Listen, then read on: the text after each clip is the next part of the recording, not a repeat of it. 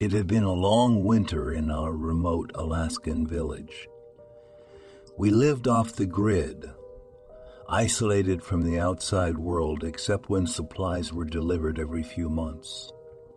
But this year, we knew something wasn't quite right. Our ancestors warned us about the old legends, warnings passed down generation after generation, the tales of silent snowfalls, bringing forth curses upon those foolish enough to brave the harsh conditions. And yet here we are now facing the bitter truth. This curse has reached us. I can remember the exact details of the storm that hit us that night. It began innocuously, almost silently at first, as if Mother Nature herself was waiting for some unknown cue before unleashing her ire on us. It started softly. We barely took notice until it became clear that tonight would not be like others. We found ourselves trapped within our homes, hoping to wait out the worst. As the howl whines intensified, the snow piled up so deeply we lost count of the inches accumulating rapidly against our doors. Everyone stayed huddled together in our living room. My parents sat closest to the fireplace, stoking hot coals throughout the long night. I watched, fascinated by the dance of orange flames highlighting their faces, undergoing subtleties, betraying fear they dare not reveal openly. Yet, suddenly chaos erupted, disrupting peaceful calmness shattered, completely rendering serenity to ruin, replacing tranquility with violent discordance echoing loudly within cramped cabin confines. My father suddenly interrupted normalcy, announcing sudden decision, declaring necessity of stocking up. Extra food, a water due unspecified reasons, undisclosed publicly to entire family, choosing instead cryptic phrase, just in cases, which left everyone feeling uneasy, unsure what exactly remained problematic for him, privately kept close vest to himself. My heart racing with mixed emotions, excitement, curiosity, and some fear. I tried to appear composed as I walked towards my parents' room, but I could feel my hands trembling as I knocked gingerly on their door. There was no response for a minute or two. Then my mom opened the door, her eyes puffy from sleep. She saw me standing there looking nervous and uncertain. I quickly explained what had happened, and she listened carefully without interrupting me. Afterwards, she looked at my dad, who was lying in the bed half awake, and told him everything she heard from me. He rubbed his eyes and yawned before sitting upright. They exchanged a couple of words that I couldn't make out clearly, and then my dad turned back to me with a serious expression. It seems like we have a little bit of trouble brewing. Can you walk your mom through what just transpired? I nodded and repeated the whole story, focusing on the essentials and keeping things concise. When I finished speaking, Mom said, "So this Andrew, as he called himself, is asking for our permission to stay with us till his power comes back online. Is that correct?" I nodded again. "Well, Andrew needs the favor returned since last summer when our power outage issue arose, and he helped fix yours." My dad clarified with a hint of reluctance in his tone. "What did he say exactly?" Mom asked him. "He specifically mentioned that you played video games online yesterday afternoon." Dad answered her rather flatly, sounding annoyed at having to repeat the info twice. Well, Mom paused briefly as she gathered her thoughts before proceeding further. "Since both your power outages have lasted longer than usual, and considering his helpful attitude during the first one, suppose we may want to ask around to see whether such occurrences with other households nearby are." similar in nature, so to speak. We won't commit ourselves blindly, but gather relevant facts from different sources before doing anything rash, and then take appropriate measures as necessary based on findings collected. How does that seem reasonable to both of you? Both of them. What do you mean? I felt bad about how upset my mom was becoming. I don't know if it is too late either. I can try calling my friends. Mom let out an agitated sigh and shook her head while glancing at Dad. We don't need your friends involved here, not until all of this gets sorted out properly.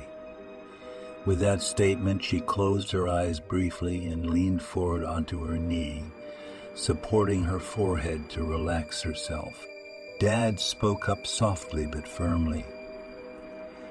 Young man, you aren't fully grasping the gravity of your situation.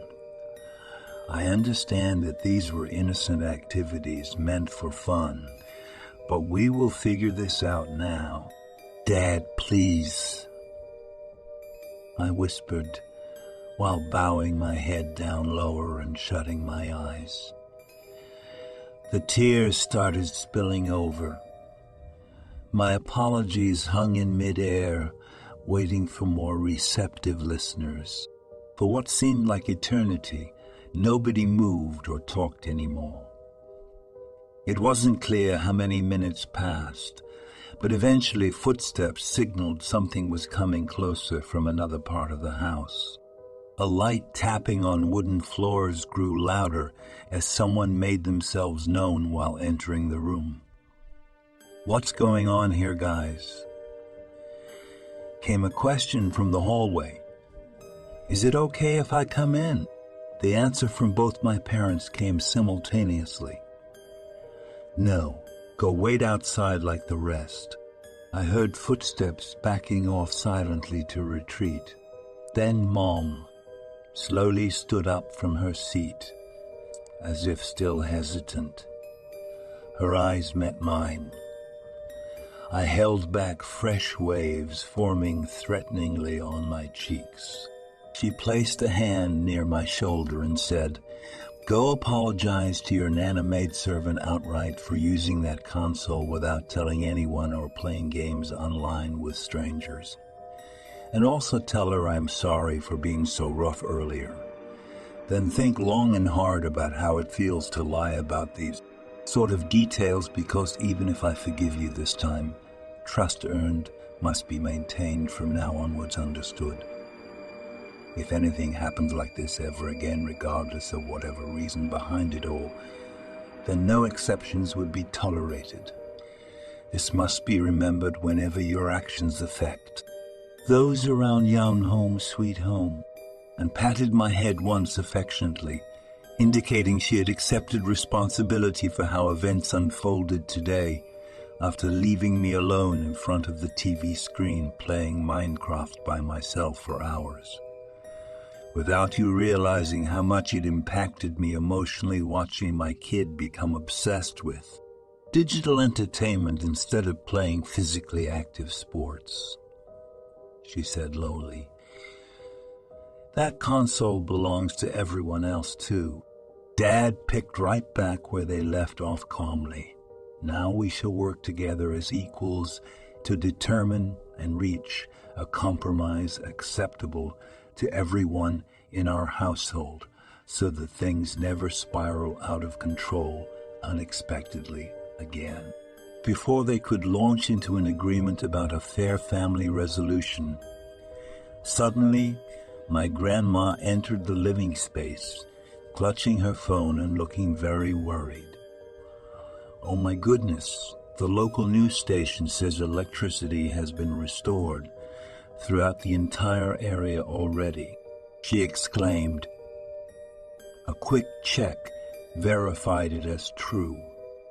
The power supply switch should function properly once again, and all our backup batteries connected are able to operate correctly for their designated functions. We gazed back at each other, relieved and somewhat perplexed but grateful. This takes care of any immediate concerns, Dad observed thoughtfully.